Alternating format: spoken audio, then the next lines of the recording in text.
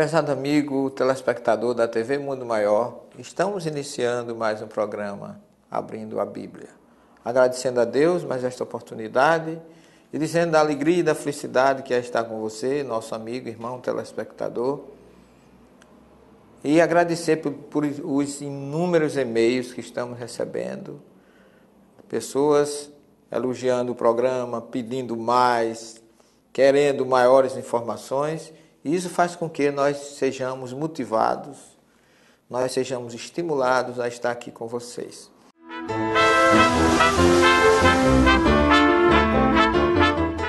Hoje nós vamos iniciar o nosso programa respondendo um e-mail do nosso irmão Tito Plozai. Ele é da cidade de Naviraí, em Mato Grosso do Sul. Meu caro Tito, ele coloca aqui: saudações, Severino. Gosto muito do seu programa na TV Mundo Maior. Gostaria que você explicasse o que a Bíblia diz sobre o texto de Hebreus, capítulo 10, 27. Aliás, não é 10, 27. Como você coloca aqui: e como aos homens está ordenado morrerem uma vez, vindo depois disso o juízo.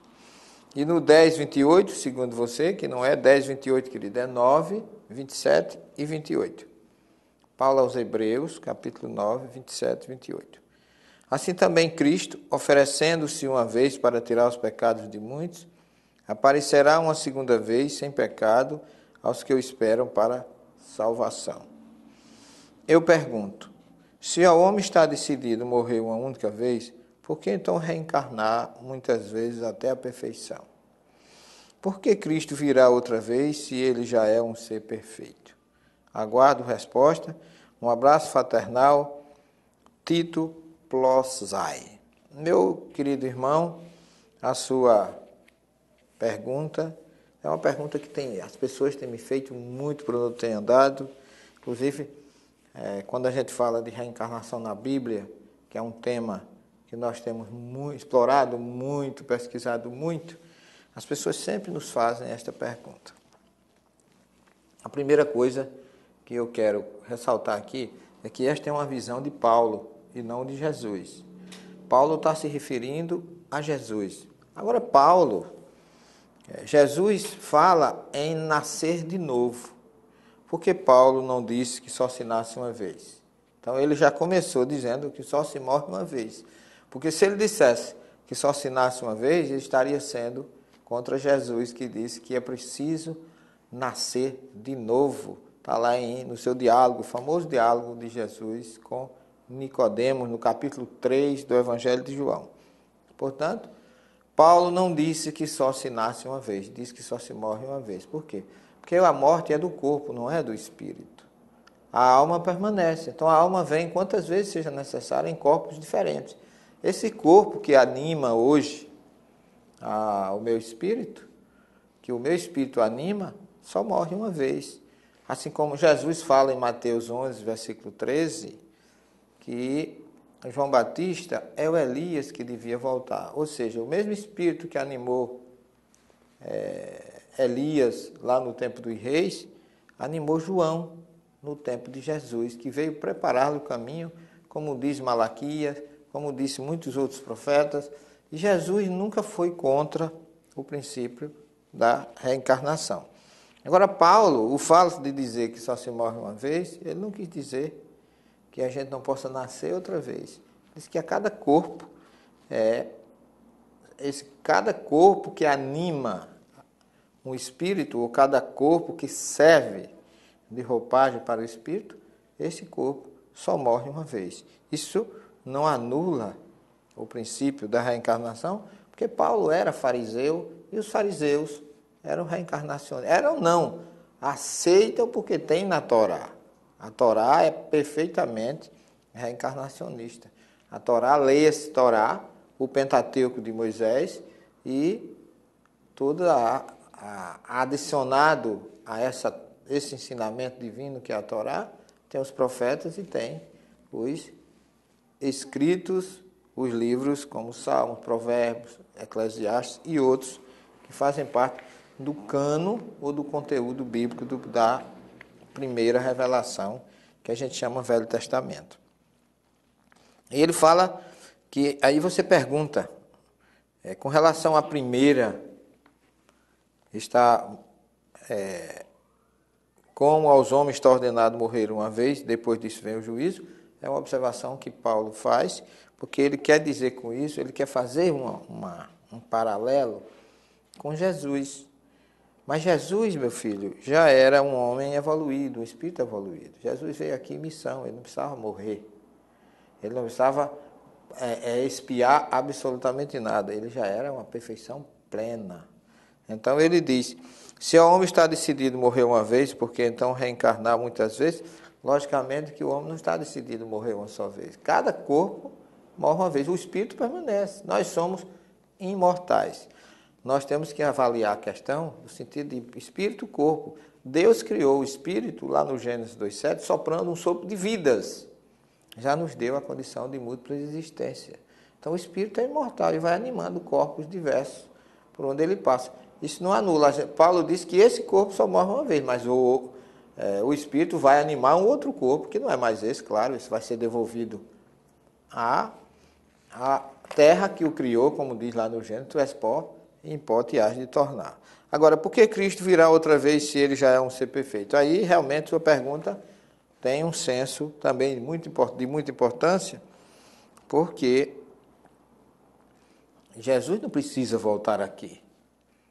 Como bem você coloca, ele já é perfeito, a segunda vinda dele, entenda-se que é o nosso segundo, o nosso reencontro. Nós é que temos que ir nos reencontrar com ele, não ele vir até nós. Porque ele deixou dito que onde tivesse mais de um reunido, ele ali estaria. Então, acreditar que ele vai voltar uma segunda vez é não acreditar na sua perfeição, não acreditar no seu amor e, ao mesmo tempo, nem viver a sua mensagem, os seus ensinamentos. Que a morte de Jesus teve um objetivo maior de chamar a atenção pela sua doação, pelo seu amor por nós, para que nós fôssemos viver os ensinamentos que ele deixou conosco. Ele mesmo falou várias vezes que aquelas pessoas que ele curava, vai e não peques mais, porque a tua fé te salvou.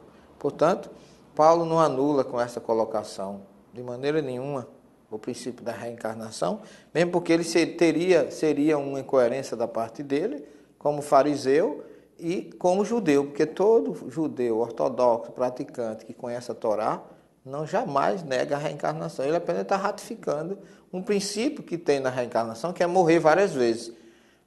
Aliás, morrer uma só vez e nascer várias vezes. O corpo que anima o espírito só morre uma vez. Isso não nega, mas nascer de novo é uma necessidade de cada um de nós, como está lá em João 3:1. Esta é a nossa explicação e a nossa resposta.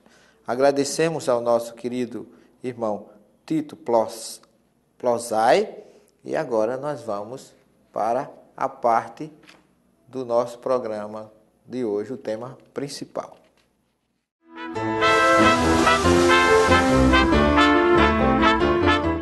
No programa anterior, nós falamos do capítulo 5, no versículo 25 a 29.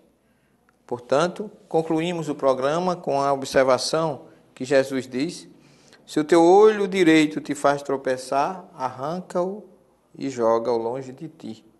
É melhor para ti perderes um de teus membros em vez de todo o teu corpo ser jogado na geena. A tradução do grego fala na palavra inferno.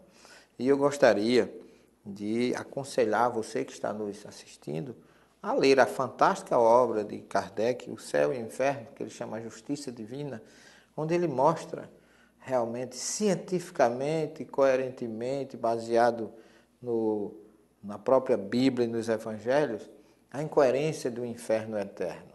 Seria não uma justiça divina, um inferno, segundo as colocações de Kardec, você ser punido, veja bem, uma punição eterna por um erro que você comete temporariamente.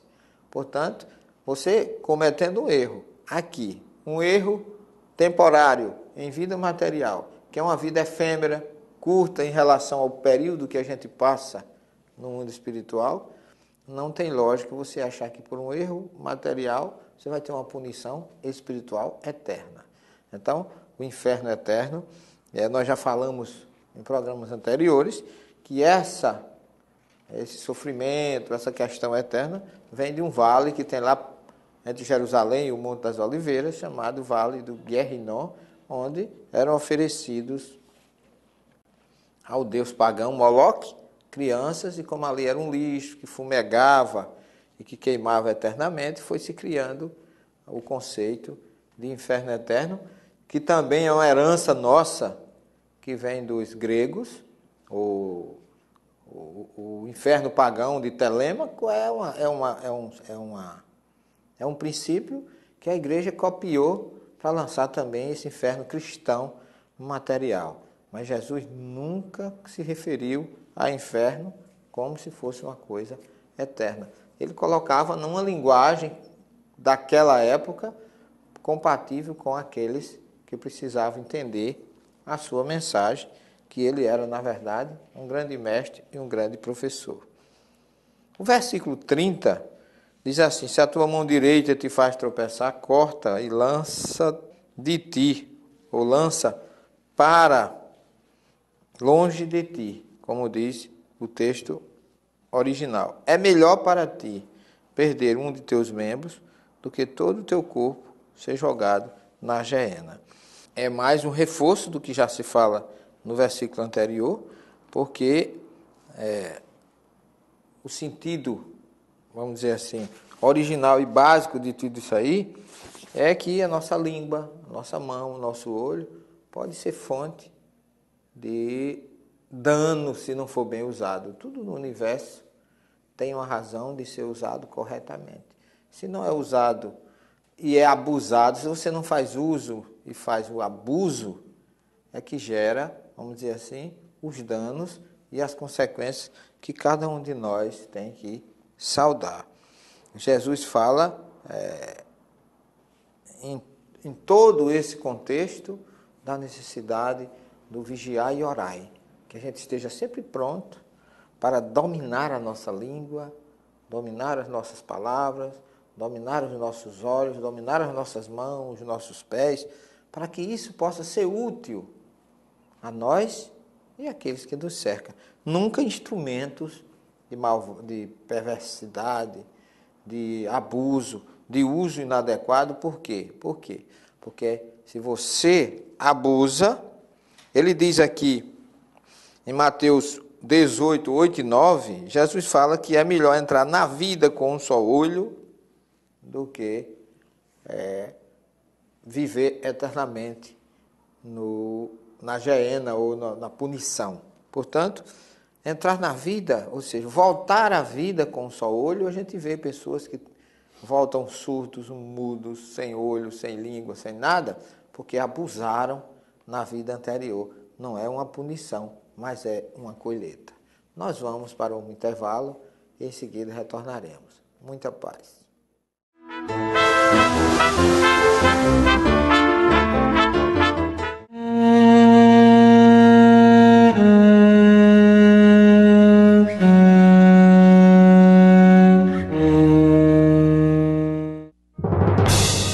Isto é o que você faz quando ajuda a Fundação Espírita André Luiz.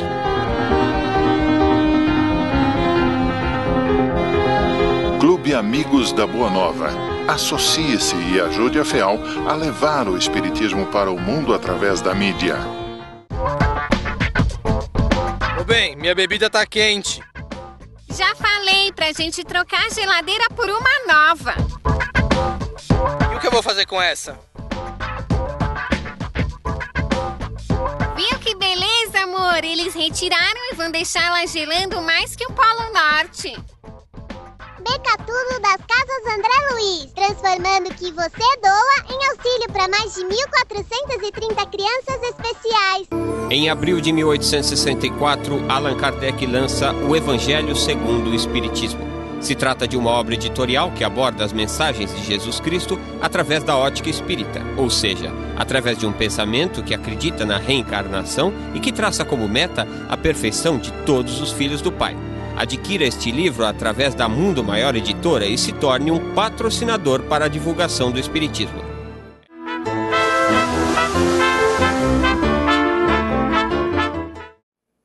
Estamos de volta com o programa Abrindo a Bíblia na TV. Continuamos com o tema de hoje, que é ainda Mateus, capítulo 5, versículo 29 e 30, vimos na primeira parte. Agora vamos para os versículos 31 e em diante. Nós estamos dentro desse tema enfocando o Sermão do Monte, analisando versículo por versículo os 3 capítulos 5, 6 e 7 do Evangelho de Mateus, que constituem no seu conjunto o Sermão do Monte. Nós gostaríamos agora de lembrar você que nós temos as nossas obras, analisando as traduções bíblicas, o Sermão do Monte e o Bereshit, que em hebraico significa, traduzindo, o Gênesis, Deus e a criação. Essas obras estão à disposição nas principais livrarias espíritas do país e você pode encontrar essas obras também na livraria Siciliano. Você preste atenção, que em São Paulo você pode encontrar, na região da Grande São Paulo, em Guarulhos, na livraria Sinal Verde, com o Mário Suriani e com o André. O telefone dele lá é 6409-1540. Você fala com o André ou com o Mário e você, aí na região sudeste, você tem as nossas obras com facilidade diretamente com o Mário Suriani. Mas se você estiver em outra região, sul, centro-oeste, e você não tiver condições, vá a uma livraria Siciliano, qualquer livraria Siciliano, que você conseguirá as nossas obras. Ou seja, você não vai encontrar na entrada, preste atenção, você não vai encontrar na hora que entrar na livraria. Você pede ao rapaz para entrar no computador, dá o meu nome, Severino Celestino, e quando ele entrar no computador vai aparecer lá as nossas obras. Você pode pedir diretamente pela Siciliano. E se você quiser receber, que a Siciliana às vezes demora um mês, 25 dias, se quiser receber direto na sua casa com a semana, você que não mora no sudeste, mora no sul, lá no meu Rio Grande do Sul, você que mora no Paraná, em Floripa, e quer adquirir a nossa obra, ligue direto para o telefone 0 operador 83 3241 1617, que você, através do horário comercial, de manhã e de tarde, que você pode pedir, e nós lhe mandamos o livro, você recebe com uma semana. Vai pagar uma taxa de correio de R$7, com a obra que custa 30. E você aí do Recife pode procurar, você que mora aqui no meu Pernambuco, aqui pertinho, pode procurar na livraria Imperatriz do Shopping, todo o Shopping, Tacaruna, Shopping Centro Recife, você vai encontrar. Então, aí você tem uma maneira, uma condição de ter em mãos as nossas obras, que você está vendo aí na telinha, que a produção está colocando, analisando as traduções bíblicas, que já com 25 mil exemplares, já está passando para os 30 mil exemplares. Já estamos reeditando a obra, que tem tido uma aceitação muito grande. E, aliás, essas 3 obras fazem parte da indicação da bibliografia do curso de mestrado e especialização em Ciências das Religiões aqui na Universidade Federal da Paraíba. Então, são obras de pesquisa científica, não são obras de achismo, não são obras pessoais, são obras técnico-científicas, onde você vai encontrar o significado realmente do texto baseado no original. Bem, meus queridos irmãos, vamos dar continuidade ao nosso tema de hoje, que, como já falei, Sermão do Monte, Mateus capítulo 5, versículo 31 em diante. O versículo 31 diz assim: Ouviste o que foi dito, aquele que repudiar sua mulher, lhe dê carta de divórcio. E aí Jesus diz o seguinte: e eu, porém, digo para vocês, se um homem repudia sua mulher, a não ser com respeito à prostituição, ou seja, a não ser por causa de prostituição, lhe faz cometer adultério. E o que tomar ou casar com uma mulher divorciada também adultera. Ora, Jesus coloca aqui dois pontos básicos com relação à questão do adultério, porque hoje a sociedade se encontra realmente muito permissiva e a questão, se eu não me engano, é 625 do Livro dos Espíritos. Kardec pergunta aos espíritos superiores o que seria da sociedade sem o casamento. Eles dizem que seria um retrocesso ao nível animal, ou seja, a união, o casamento ainda é a célula máter da sociedade. A família é o ser onde nós precisamos investir. E o Jesus coloca isso muito bem aqui, mostrando que a separação entre dois seres é sempre uma coisa que vai gerar danos, que vai gerar catástrofe.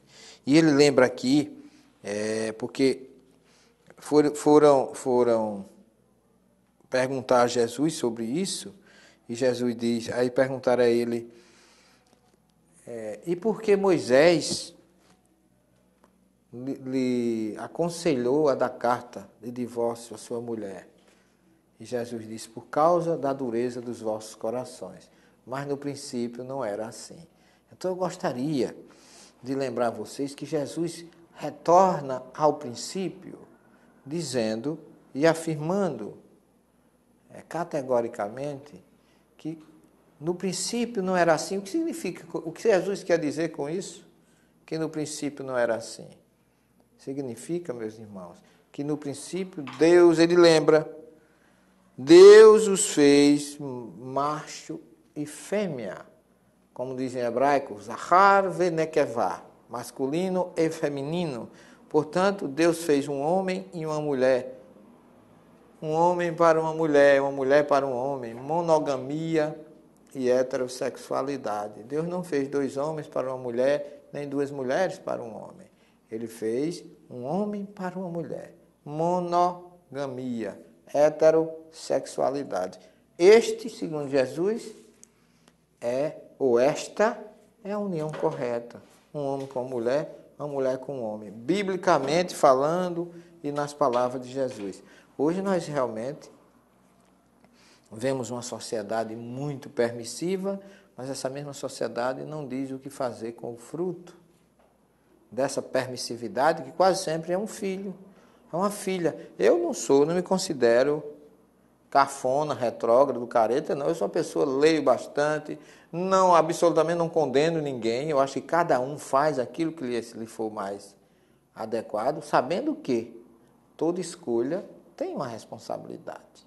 Toda escolha tem uma colheita automática. Ação e reação, é um princípio natural do universo. Quem planta, colhe. Isso é kármico no sânscrito ou no hinduísmo.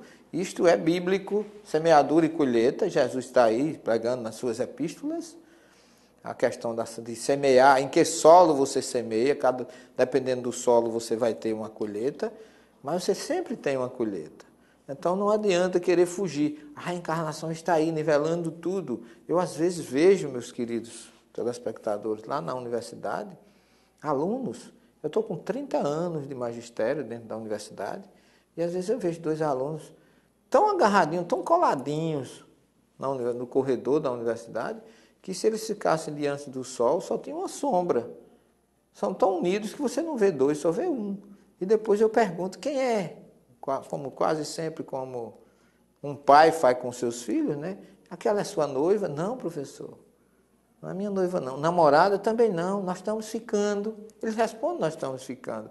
E eu me preocupo com esse ficar, Não é por causa deles, não. É o fruto desse ficar. Porque fica um hoje, fica amanhã. E o papai e a mamãe deles acabam ficando vovô e ficando vovó.